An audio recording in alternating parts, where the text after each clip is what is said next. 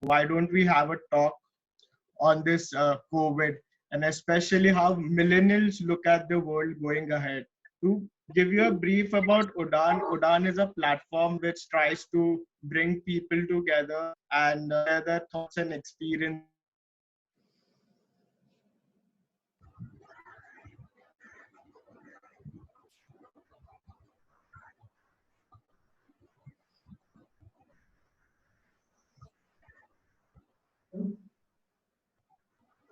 Follow.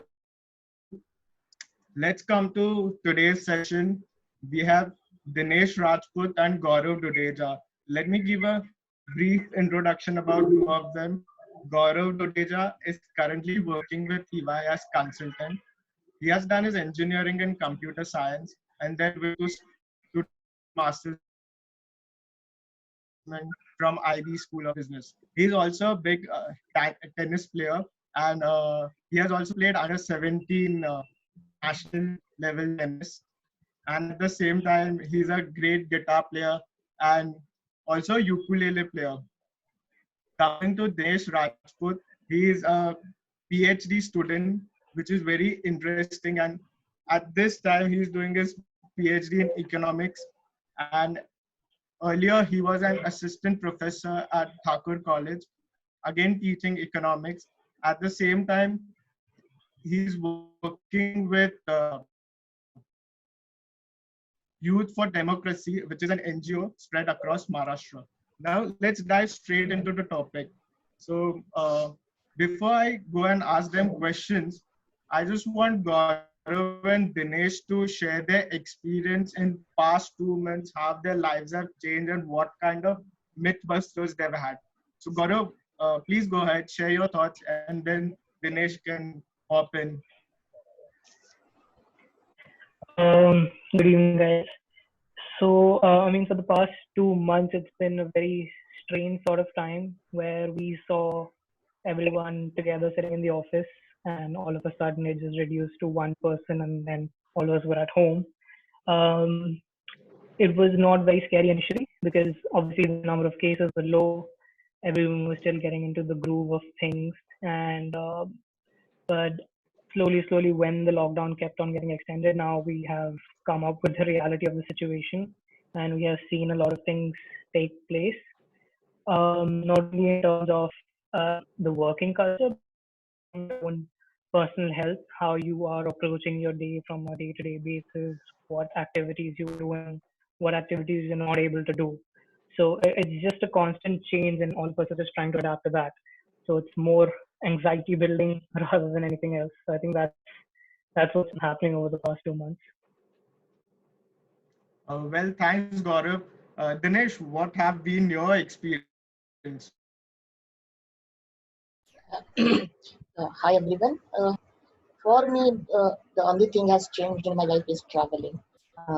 I've been taking some visiting classes with some of the institutes, which I still continue to do in the morning. So I take some online classes till 12 o'clock, 1 o'clock, interact with students, teach them economics and business.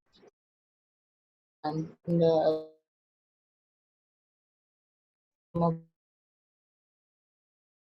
they I again put remote location and access the databases and online journals and do my research. So there is no problem with my research as such. So even the research part is going on well, teaching part is going on well. The most important part in my life was getting out in the evening and meeting some of my friends, or at least having a half an hour walk in the vicinity. That I miss a lot because I think somewhere it is very important for all of us to go out, meet people, get some fresh air, and just freshen up our whatever in the daily routine. Get busy with so many things. Those who are studying, they go to college, and then we will keep rushing, and stuff. The mythbuster is that we all felt that if the thing will stop, but that doesn't work like that. And if the world has stopped, we somehow found out other ways in which we can run our. All the officers found out ways to run their businesses. All the colleges have found out ways in which they can run their online tutoring. All the even primary schools have found out ways in which they can carry out their operations. except some mechanical and physical work.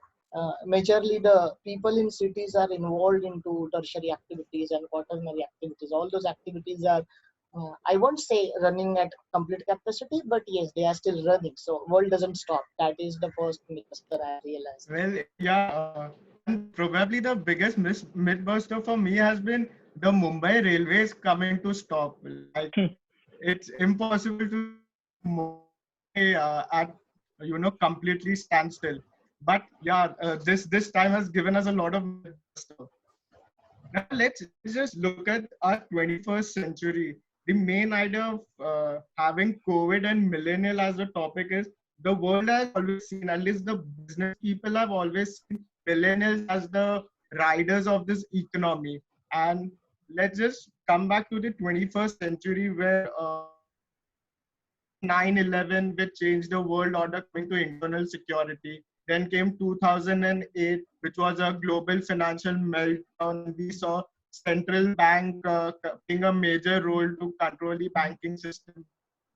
Now it's COVID, which is a sheer failure of healthcare system across the globe. So what do you guys feel that are you afraid that what next will fail, or what's your attitude towards this maybe what you call in a decade failure of a big system? If I can go first, Dinesh, is that fine with you? Yeah, Sure, yeah, Gaurav. Sure, please go ahead. Gaurav. Please go ahead. So, I mean, obviously, we've seen all these failures that have happened throughout the past 20 years. I can say that. Um, I think failures you really don't. So, in every situation, when you're trying to rectify one thing, you end up losing track of something else, and that's what leads to this failure. For the healthcare system, especially with COVID-19 coming into the picture and it's widespread. Um, I mean, a thing like eating a simple uncooked bat. I mean, it sounds weird, but if that is the cuisine of a nation, I don't blame them. But just one tiny mistake can cause such huge repercussions, the butterfly effect, as we call it. It's really unpredictable. So, for sure, there are going to be more hurdles in the future. There are going to be a lot more challenges. The most recent one that I can think of is for the future would be something related to another economic crisis. And I think the superpowers in the world are working towards rectifying that situation, coming out with new ways to prevent that. But so there is, while we are taking care of that, there might be something else which comes up. So it's really hard to pinpoint to something or work on all the things at once. So I think it's really difficult to be aware of all that's happening with you. You never know what's going to pop up around the corner. Thanks, Gaurav. Dinesh? Yeah, I have a weird view on this. It's like a rubber band. It's like how elastic we all are, and to what extent we stretch that rubber. What is the elasticity of that rubber? I personally will, whatever the impact will be there in the short run, we will experience it maybe for 2 or 3 quarters, maybe for 6 to 9 months. We'll see everyone following the health measures, maintaining the social distance, or trying to be like all the cleanliness, hygiene factors in terms of their eating habits, going out. This will change for only short run. But as I understand, we all are bounded by a resistance. Human behavior is basically bounded by resistance, and even after dot-com bubble burst, or let's say subprime crisis of 2008, even 9/11 2001, we have seen, and the latest example in Mumbai, what we have seen after 2008, what happened in Taj. We all follow all these things only up till a certain time, and then we get back to routine. So even after demonetization, we thought things will change permanently. It doesn't happen like that. We went back to routine. Even the cash in the circulation went up. Only thing which changed permanently, some use of online mobile wallets or some use of electronic payments. Same way, what will change, I feel, the way we work, maybe flexibility at the workplace, or now we understand, okay,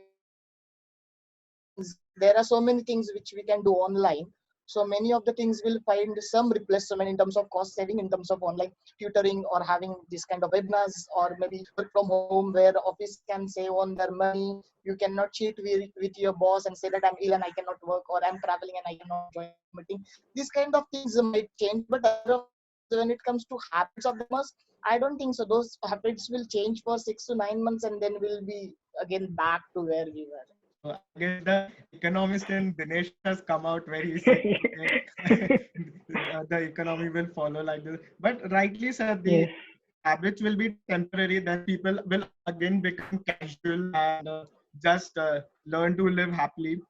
So that's okay. I guess these are once in a life decade events. These are uncontrollable events. So let's just live with it. Now let's talk about jobs.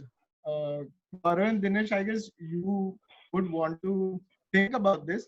So there's this excitement when you come looking for a job. You want to join startups, want to make difference to the world and do something really exciting every day. But going ahead, like in this time, all these startups who had cash crunch and are wiped out, they are literally firing people, or those who are burning cash are giving a pay cut to their employees. So an option going ahead, will you join companies are debt ridden, or would you look for companies which are very stable and cash rich? Um, okay, so my perspective is it really depends on an individual. Like you say, finance or risk profile. So very similar to that. It's more of the situation of what kind of startup you're targeting. I mean, obviously, people want to work with bigger companies, the Microsoft and the Google of the world. Uh, but there are other people who really want to make a difference just by being a part of a small company and then helping it grow. So, current situation, if you look at Unacademy and Udemy, those guys have just skyrocketed their courses and the partnerships with various institutions. These guys are hiring left, right, and center. So, post COVID, maybe this will go down because then there will be places for physical classrooms. But in the current situation, you really have to um, go with what kind of startup you're going for. And in terms of MNCs as well, it's really difficult because personally, coming from a consulting company, our whole profile depends upon the cash richness of a different institution. So if other institutions are not able to pay, then our jobs are at risk as well. So um, it's again it's perspective, but it really depends on what kind of company you're looking for, what kind of work you're looking for. There is scope for all kind of work right now, and if there is something which you want to start up, I think right now it's the best time for that as well. So again, it really depends on what you really want to do, and if you're really targeting a job, then you have to be very you have to choose the right path for it. Yeah, good enough. So Dinesh, what's your thought about this? First of all, I want to ask everyone, when we say millennials, if any one of you could answer, what do you mean by millennials? Who is a millennial? So guys, whatever answers are, please post it in the chat box. And at the same time, I request you come up with your thoughts and questions. This is a sort of a discussion round. So let's, just put your thoughts out and questions out. So guys, everybody. And Dinesh, please go ahead with your answer. Yeah, so I got the first answer, which is saying born after 2000. So that's a good way. Guys, if any question, okay, Niti is posting it. That's a good to start with Mr. Narendra Modi. You'll be surprised to know that anyone who is born after 1997 is actually considered as Gen Z and not millennial. Millennial is actually between those who are born between 1981 till 1996. So if we consider the oldest millennial is around 40 years old now, and the youngest should be uh, 24. The boomers are much before that. The boomers generation, if I could tell you the exact age of boomers, it is between 65 to 80. And that's how it is.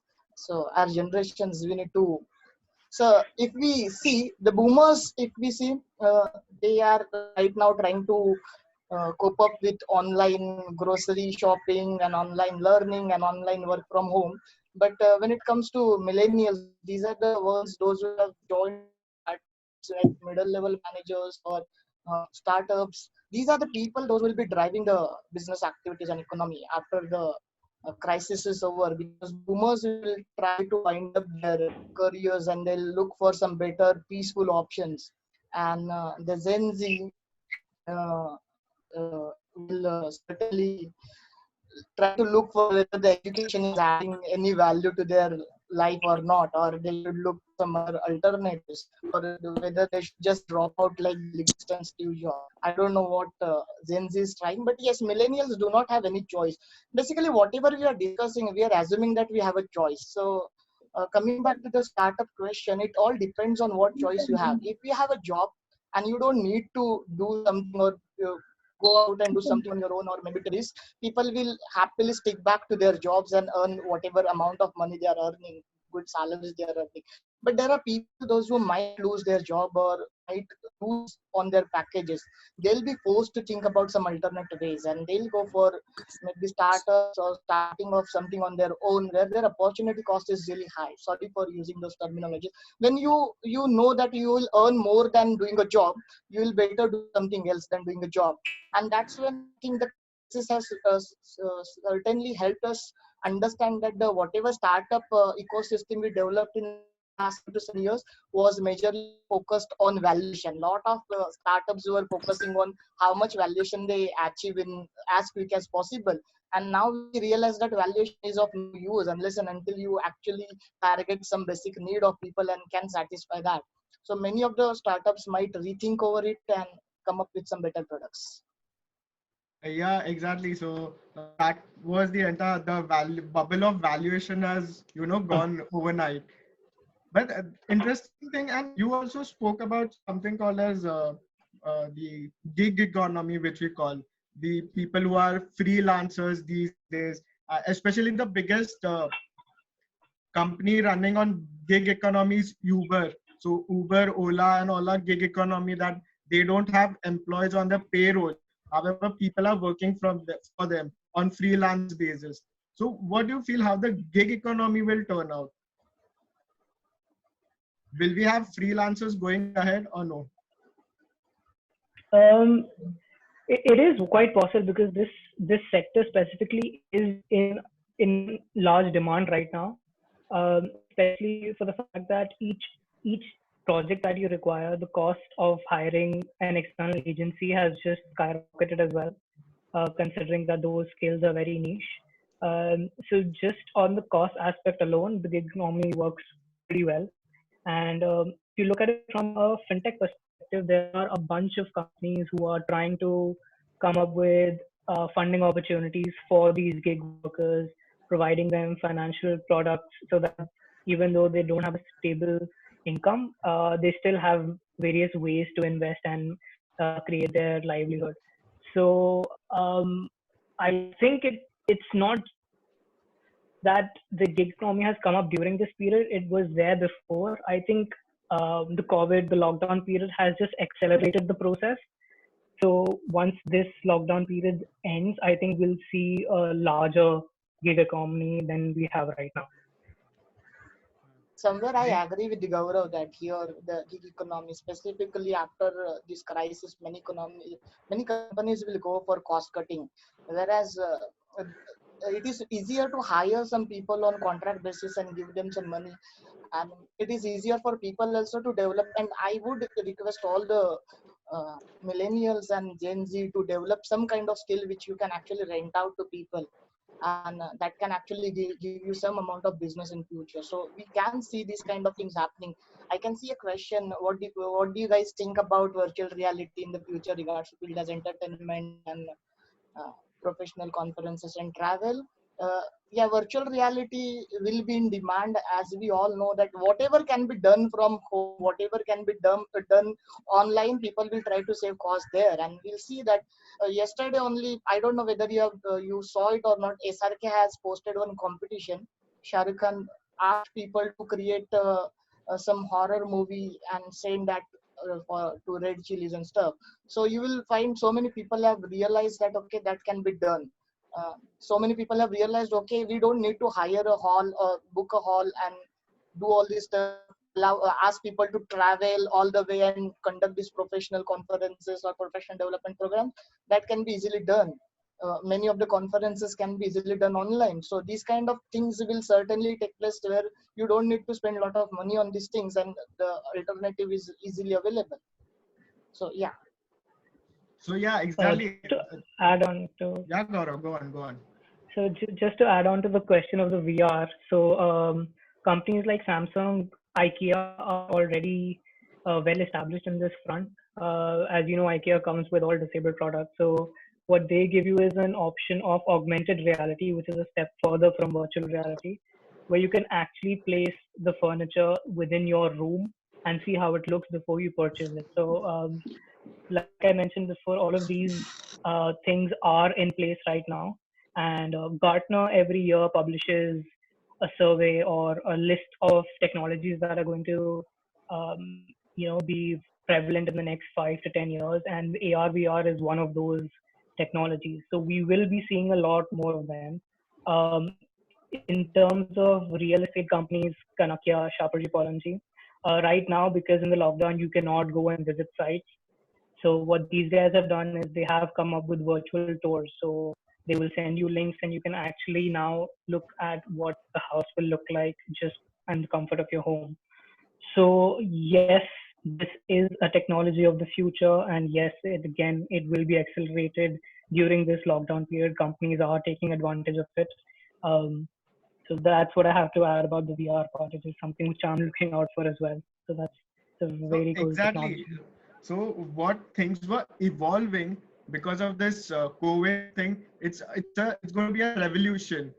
So like Exactly. the healthcare industry, even the online education industry, they were evolving at a consistent pace. But because of this COVID, overnight their businesses skyrocketed and they become a necessity now. And when it comes to virtual reality, yeah, like Gaurav said, many companies have shifted to it. Even automobile companies have shifted to VR so that that hassle of going to the showroom has gone away.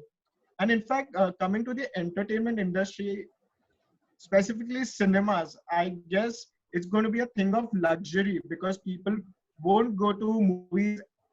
They'll go to cinemas for experiences. As just watching a movie, everybody has Netflix, Amazon Prime at home. But with VR, even the normal movies sitting at home can give you an enhanced experience, and people will look forward to it. Playing like PlayStation, VR is completely a different experience when it comes to playing Yep. games at home. There's one more interesting question, which is how global supply chain is going to change after COVID. Will whole world look forward to India for becoming their next capital for manufacturing? So let's just also look at this question in another way. Is world indispensable? Can world operate without China? Like, can world survive without China? Uh, okay, that's a very bold stance to take. Uh, but um, for certain commodities, yes. I mean, if you look at certain government initiatives, uh, obviously it is possible to start manufacturing within your own country and reduce the export and import costs specifically, and have more profits through exports. So that is a possibility, but again, to establish such a huge manufacturing setup, it's going to take a lot of time. So whether or not India does become the capital for manufacturing, now that is another race which is going to take place. So countries like Vietnam, Bangladesh, Pakistan are also huge manufacturers, and if they beat us on labor rates and things like that, then it becomes difficult for us to be the center of manufacturing. Dinesh, bring out your economist in this. And I now the would econ guy will come. second Gaurav's opinion. It's not just India. We need to understand there are so many other economies like rightly said, Vietnam and Malaysia and Bangladesh were in always race for this. And to be very frank, it is very easier to lie back on nationalist view and say that okay, India can become the factory of the world, and it's very easy to attract the foreign investment and switch this factory from them. But think about you as a businessman who has a factory. Your sole objective is to produce it as the cheapest cost and at the best available facility at that particular cost level. If you look at that, the business houses are not gonna think very emotionally about it, whether China did this to us or not or whatever. The Japanese government has given some benefits to companies. They'll only move only if the other side is giving them more benefits than what China is giving. And looking at the current scenario, this was already in the trend. The cost leadership which China had, the cost advantage which China was giving was going away with the labor cost going up. But at the same time, there is a technology which is involved, and China is far ahead in terms of technology compared to all these competitors which they have. So highly technological products, I don't think so they'll shift out of China. There are some economies like US and India, those who actually help their companies to come back to their home countries by giving excessive tax benefits and stuff. Those countries, those companies might shift, but otherwise, I don't see a huge change of companies shifting from China base to other bases within the next span of 2 years, 3 years. That might happen over the period of time as the industry 4.0 takes place and how where we are on the frontier, how we catch up to that frontier. India is far behind. We need to make sacrifices of 2 generations to reach there. I don't know whether we are ready for that. So, like you rightly said, it's not just the labor which is involved, but however, it's the technology. And I feel China itself has the entire ecosystem within place. So, from end-to-end process, they have real-time delivery. They have managed to have seamless flow of inventory from one process to another. So, India is not prepared for it. And let's come to labor cost. China's labor cost has gone up to $6.5 an hour. However, again, given that the technological advantage which they have, the labor cost going up is mitigated against that. And recently, I was reading an article about uh, China's power. The world socks, the socks which you wear with shoes, 30% of world socks are manufactured in China, which is phenomenal. And let's talk about next question, which says, when everyone is concerned with post economy will take post COVID, how do you look at the massive investment made by Facebook and Besta Equity in Geo? Is that a welcome news or other way around?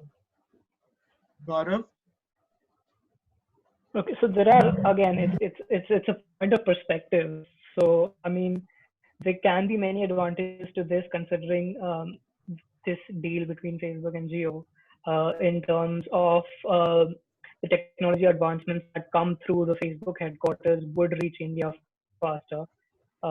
New platforms, new ways of doing things can be a part of that, considering that we do have a large requirement for that and a large population to handle as well.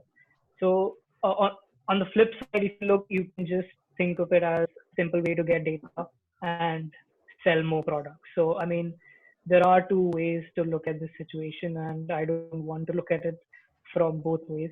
So I mean, you just have to have an open mind about it, see how it plays out. Okay. Dinesh, So you yeah, like to? I would like to address this question by sharing my screen, because whenever we address this kind of questions, we need to understand what we are looking for. So can I share my screen? Sure, sure. Am I audible? Yeah. So Yeah. if everyone can see, this is a classic model. It is known as Porter's five forces model. Basically, this model, those who have studied management of finance based on this is basically on marketing. Help us at various industries. If you want to understand how attractive any particular industry is, you need to look at 5 different factors. So I'll say this is a vertical factor and this is a horizontal factor.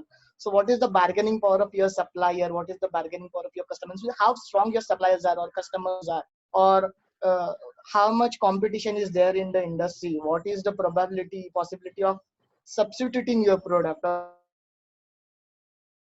of new companies entering into the domain where you are sharing? So if we look at all these things, Facebook investing in Geo, we need to understand here Geo and Facebook both are giants. So in terms of bargaining power, both hold some kind of power. So there the balance of power is there, and then it makes it a positive news. But if it would have been some Indian startup like maybe Paytm and foreign global company investing in a small startup like maybe Oyo Rooms or Paytm, that would have been a case of concern for us, because then your bargaining, the balance of bargaining power changes. Looking at the thing, when Indian giant joining with a technology partner, I think that will certainly help Indian customer to get some benefit. But again, we need to keep in mind that the competition has to be there. So Jio has already, the whole telecom industry is facing the bloodbath because of Jio. And if other competitors do not sustain in this race, and if we're left with only few options, now we have seen how it can affect us. So I don't know how to, in terms of technology and technological advancement, it is beneficial. But in terms of customer service and uh, price which we'll be paying, we need competition to be there.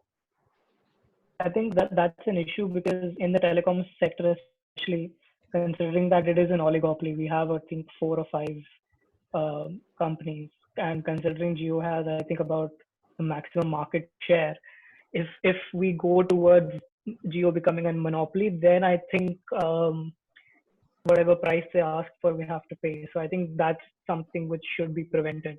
And the market entry into this sector is extremely difficult, of course, considering the huge investment you need, especially in infrastructure. So I mean, so that's a cause of concern. That's something I can agree with.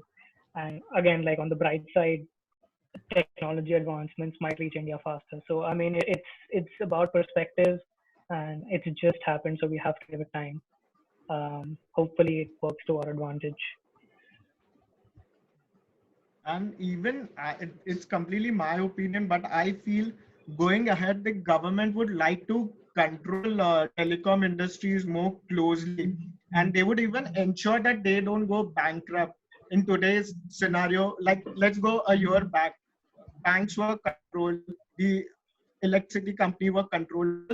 They were necessity to the country, and the entire population depended on it. So country cannot afford a bank going bankrupt or a electricity company shutting down. Same way, going forward, internet and uh, network telecommunication is a necessity. The world literally can't operate without it. So I feel that all the governments will regulate it more closely and given everything to protect them.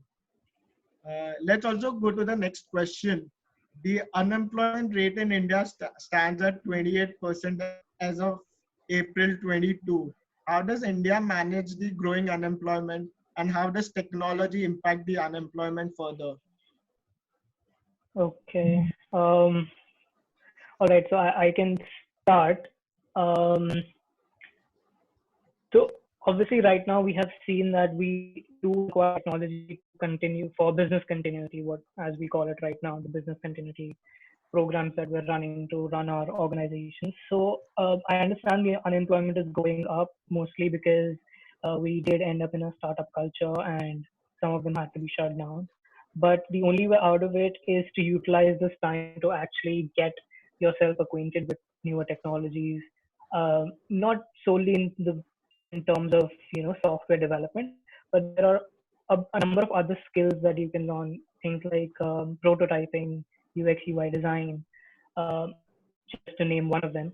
But so during this time, if you have the time, of course, you have to upskill yourself so that you are ready for the next wave, which is using technology to continue your business. So I think that's something which people who have faced unemployment or people who are unable to get jobs right now, that they really have to upskill themselves. in terms of another upcoming technology would be blockchain. And I think a lot of banks in India have been working together to utilize this platform and trying to figure out ways in which they can use it to their best advantage. So, I mean, that's another technology that you can be learning during this time. So, I think that's the only way out of it. I think it's more on upskilling. Of course, there have to be government initiatives that take place, but those are not in our control. So Yeah, somewhere I agree with Gaurav in terms of upskilling, but I can hear we need some reality check. Um, from where we got the figure of 28% of unemployment. Trust me, in India, we do not have any data provider provides us accurate unemployment rate. We do not have that infrastructure available.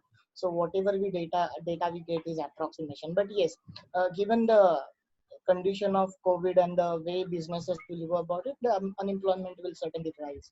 But it will be foolish of us to assume that it is only technology which will save us from this crisis. We need to understand that more than 50% of India still relies on agriculture, which is just 15% of our income, whereas around 25% rely on secondary sector, that's manufacturing, which contributes around 25%, and then 10 to 15% or maximum 20% rely on services or tertiary or in quaternary sector, which contributes around 60-65% of the income. So that problem we were already facing, and that's why upskilling was always on agenda, and that was important. But we need to understand that technology, of course, technology will help us solve many of these problems, but we as an economy has our own concerns.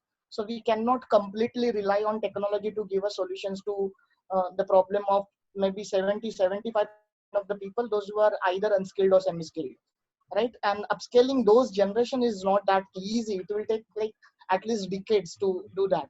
So in that case of scenario, I feel we need to focus. Yesterday only on one group I was talking about why we are so much concerned about FDI, and why do we fight so much to gain some comparative advantage in manufacturing, where there are certain things where we can actually get some competitive advantage in terms of we can become the farm of the world in terms of food exports. We can become the pharmacy of the world in terms of generic medicines.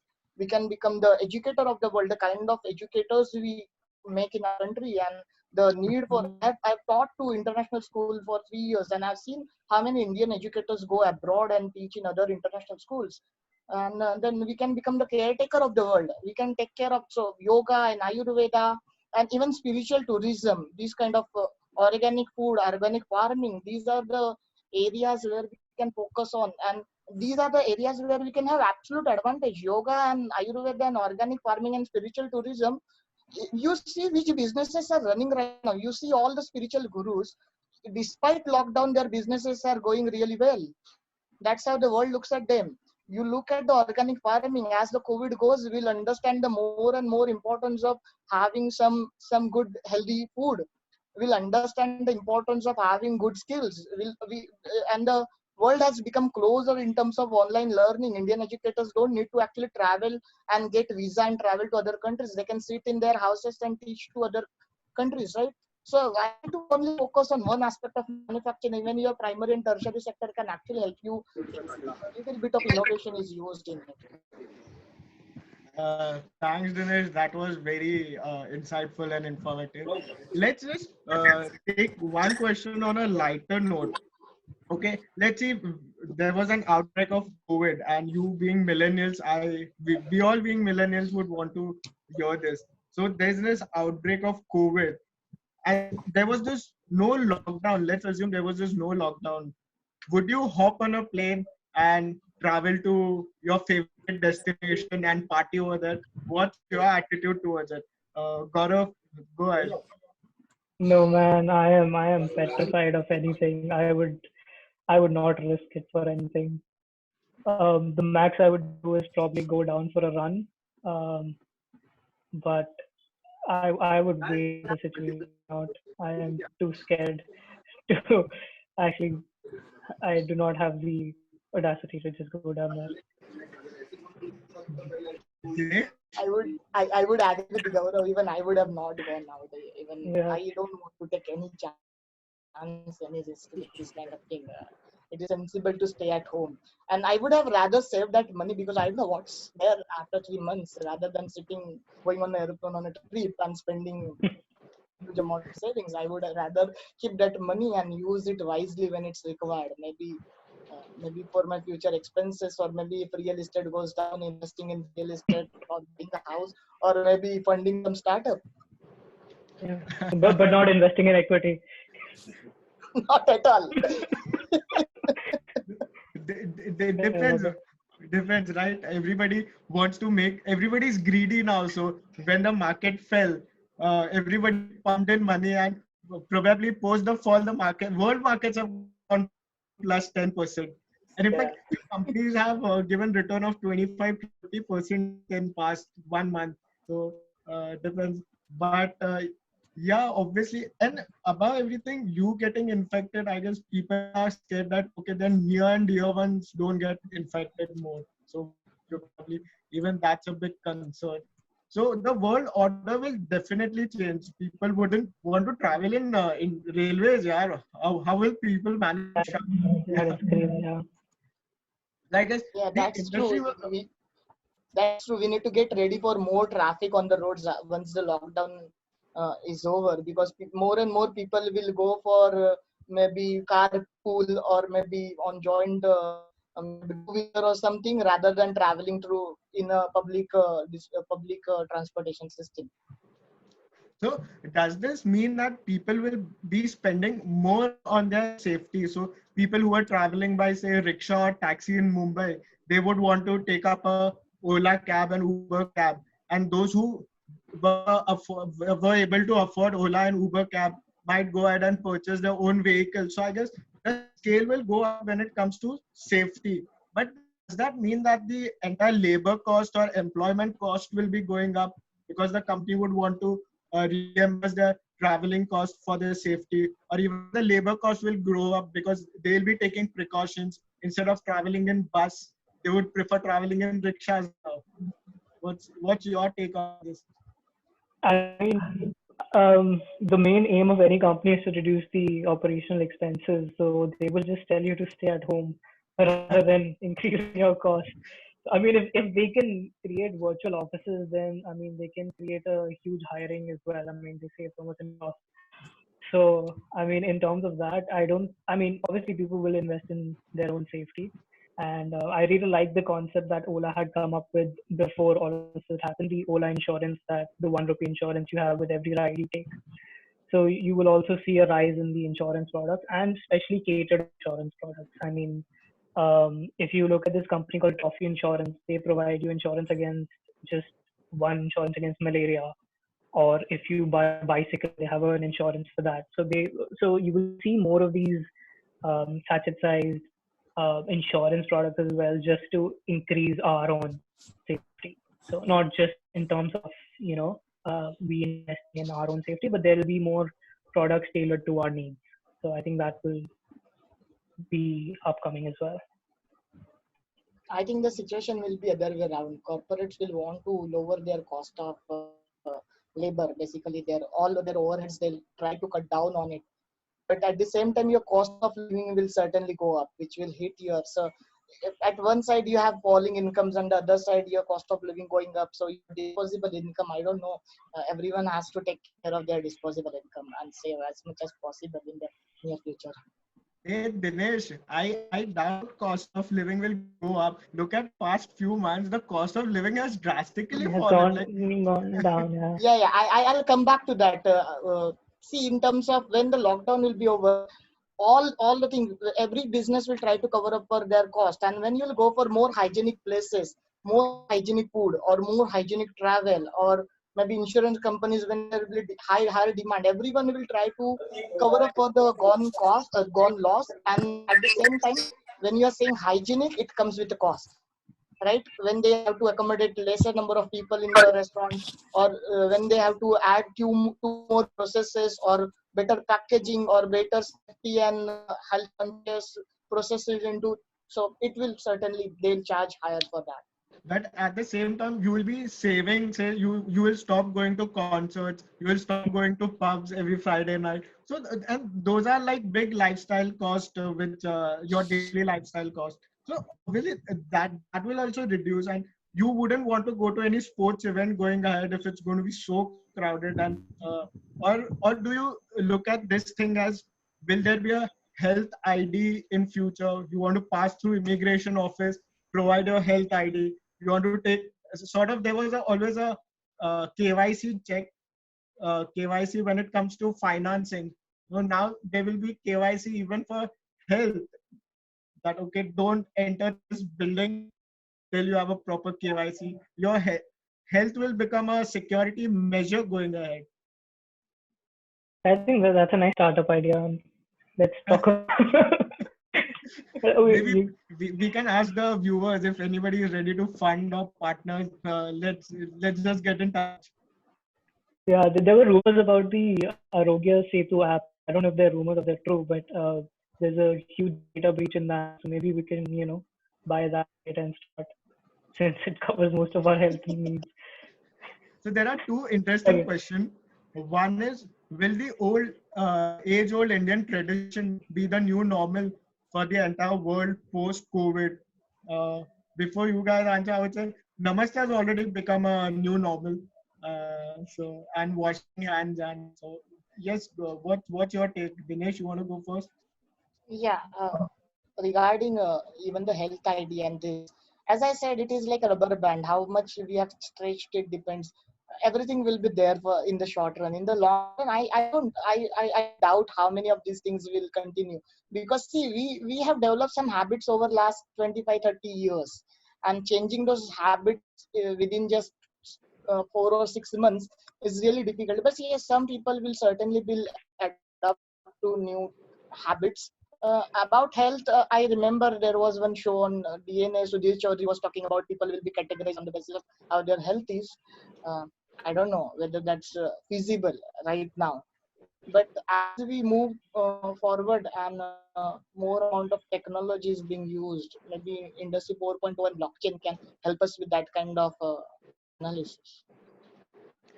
This is one more question which actually says that tax revenues, the revenue of government has gone down, and it's been at lowest in April 22. How will the government successfully provide a stimulus plan without impacting the currency and ever growing debt? I think they tried that, no, with the 70% alcohol extra charging. And I 1,000 think, crore of revenue in a day. I mean, that's a pretty good plan. Jokes apart, but they have already done that. I don't know whether you have followed the news. Their market borrowings have already gone up by multiple times. So check yesterday's news only. So they are going to go into market and borrow, and that's what they are doing. And it was expected. Say this is one of a kind emergency where you don't expect your tax revenue to fund your expenses. You will have to go ahead with your you will have to relax your fiscal targets and go ahead with borrowings. Once in a while you can do that, and we have been managing our like fiscal discipline quite well in last few years. We had come down from 5.1% of GDP to 3.5% of GDP in terms of fiscal deficit. So we have room of around another 4%. We can take it up till 7 and 8% of GDP. So I think they'll go for more of a marketing borrowing, which they have already done 2 days back. Yeah, right. You rightly said that the India has always managed an average fiscal deficit of 4%. Now let's at the same time look at the United States. They are extremely fiscal deficit economy where the deficit has always been 12%, 11%, and post World War II, they have managed that fiscal deficit just to ensure that that economy grows at a very fast pace. So maybe India would want to take that approach and not be so conservative going ahead. Maybe increase the fiscal deficit and pump in a lot of money in the economy. So depends. Like World War II started on horses and ended up with a nuclear bomb, and they call it necessity is the mother of all innovation. Every country or every organization will come up with literally innovative measures going ahead. which will be really exciting to look at. Um, we are also coming close to our seminar. It's been almost an hour. We'll try to take as many questions as you want and fit in this 1 hour. Let's just go to the next question. I concern about celebrating our festivals going ahead for next 1 or 2 years. Any views? Even I'm concerned. What's your view, Gaurav? Yeah. I mean, you being a Gujarati, I want to ask you how are you going to do the Navratri thing? I guess all the Gujaratis are already worried about Navratri, even though it's in September, October. But it's going to be a new thing. Like I said, people would not want to go to concerts or pubs. Even there's festivals, people might not want to go. However, you never know. These are something connected to emotional sentiments. Festival is more of an emotional connect. How will So, people react to it? I literally don't know. But I'm sure people will be concerned about near and ones. They would not want their family members to go out. So in a way, yes, people will able to curb it and lower the excitement. And like Somewhere we have we this are online. I'm Oh, sorry, go Parth. Ganesh. Somewhere we are not taking into consideration possibility of antibodies and vaccines. When the antibodies and vaccines will be launched, and when the COVID becomes curable, or when we find some medicine on COVID, the fear which we have will certainly go down. And right now, all our decisions are around the fear because we don't know how to deal with COVID. Once we know how to deal with COVID, it will be like any other, like it will be like malaria or for that matter dengue. So maybe 2020 is gone into it, but I don't think so in 2021 if we get proper vaccine and antibiotics on COVID, I don't think so that fear will remain. Yeah, true, let's hope we true. get the vaccine soon. Because if you look at, say, HIV, it's been 35 years. There has been no cure to it. Let's just hope that there's a fast cure to COVID, which we are able to find out. Next Yeah. question from is stating that is the government correct in ignoring the ongoing pandemic to generate revenue by allowing liquor sales to go ahead? Gaurav. Uh, okay, so I mean, it's social distancing is basically upon the citizens, right, to maintain that distance. But in a country where you have, I mean, if you can raise 1,000 crores through 1 day of sales, I mean, that's. I mean, it depends on how you look at it. I mean, if you're raising funds for your healthcare system, then probably it was the right decision. Uh, but I agree with the fact that the situation should have been handled better. More force had to be put in place to ensure that the social distancing norms are maintained. People are, wearing the masks, wearing the gloves, and things like that. So I mean, again, it's like flip side of the coins. But I can't blame the government. I'm not for the government. I'm very neutral in this aspect. Okay. I find it quite irrational when it comes to revenue. People are talking about they did it for revenue. I don't understand why they had to do it for revenue, because any which was you need to go for alternate ways in terms of funding your expenses. But yes, I feel they have done two mistakes. First mistake was to close the liquor shops. If you cannot close the ration shops, you should have not closed the liquor shops. See, understand the states which has a dry state policy, they have already have some alternate ways in which people can illegally buy the liquor. But where the liquor was available and people are addicted to it, I'm not talking about the occasional drinkers, but there are good amount of people those for them it has become a basic necessity. So even the liquor shop should have been treated like a basic necessity, like a ration shop, and should have not been closed. That was the first mistake. Okay, that's fine. You did the first mistake of closing it. Then you should have not done the second mistake of opening it. So, maybe last question which I would want to ask is the UK government is already concerned about the mental health of people given the lockdown, and they are already seeing as a mental disaster once this COVID ends. People are literally frustrated, depressed, and it's going to be a new wave of mental health emergency which is going to evolve. What's your thought on this, Gaurav? So I was recently having a conversation with a few colleagues of mine regarding this, and mental health. No, obviously it's a huge issue, especially with this whole social media boom, where even perfection is not considered to be good anymore.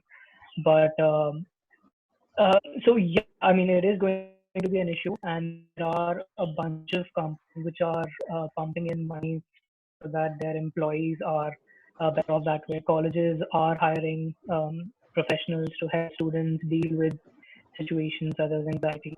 There are,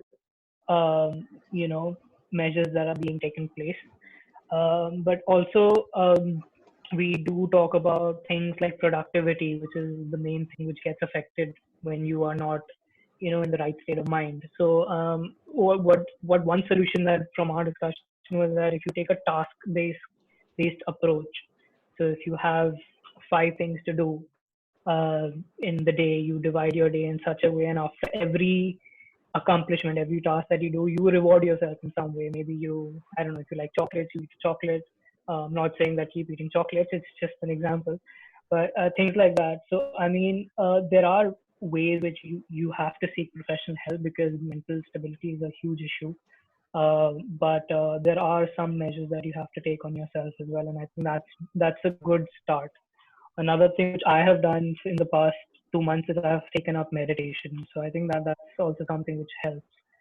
So it's a trial and error basis thing, and if you don't try, you won't know what works for you. So besides professional help, there's a lot of things that you can do for yourself. Keep yourself engaged and try the things that you like. So that's how you would tackle that situation, I think. Dinesh, I how think are you coping up with this and what's your view I on think this? UK is the wrong sample for this. Maybe the Western economies were already facing this mental health problems because of the economic problems which they have been facing for last maybe a decade. Uh, there's a study which says that 93% of Americans regularly use counselors. That's a part of their routine. And I think somewhere it is important that awareness about mental health, like a physical health, you go to the general practitioner, general physician, and you find it as normal as like everything day, like everyday thing. But for we still have that stigma attached to mental health professionals. If you are taking help of a counselor, you still feel that okay, kuch to gadbad hai, there is some chemical locha, or that is not still welcome as like I have got fever. Same way I can say yes, I'm going through some depression. So that awareness has to be there. So if this crisis is creating that kind of awareness, it was needed. And yeah, yes, Gaurav rightly said that the right food consumption and right lifestyle is certainly be very important in coming days. And regarding myself, no, I'm not. I'm interacting with so many people every day, so that is not. I'm not facing the mental problem or mental health issues, but I might face if for a very long time I don't go out and meet real people. Right, this virtual reality has its own limitation. So even I feel so that when this work from home was announced, first by second week, my eyes were so exhausted because I was on screen all the time, laptop while working, then again shifting to television for watching something on Netflix, and then again mobile is always there. You are chatting on WhatsApp, so I made sure going ahead that I switch off my cell phone by 10:30, 11 after talking to everybody. And at night I take up a book and read it. So again, this reading has ensured that I have something to look forward to in this lockdown. And obviously, even I've started working out at home, so it is helping me and keeping me fresh. And obviously, I've tried to reduce my screen time drastically, else it is very exhausting. uh, Gaurav, Dinesh, thank you very much for taking out time and coming over for this talk. And audience has been really interesting and have come up with interesting questions. It was really wonderful having you guys. Uh, and to all the audience, please share your feedback and thoughts to Udan so that they can organize many such webinars going ahead. Any ideas, thoughts, feedback, email it on udanideas@gmail.com. That's your ID. Uh, Gaurav, Dinesh, again, thank you very much. Have a good day. Thank you for Stay organizing home, this. stay safe. Yeah, Yeah. thank you so much for this Can opportunity. we Take care, end guys. this? Thank you, Gaurav. And thank you, Parth. Yeah, welcome. Thank you, guys. Bye. Let's end this.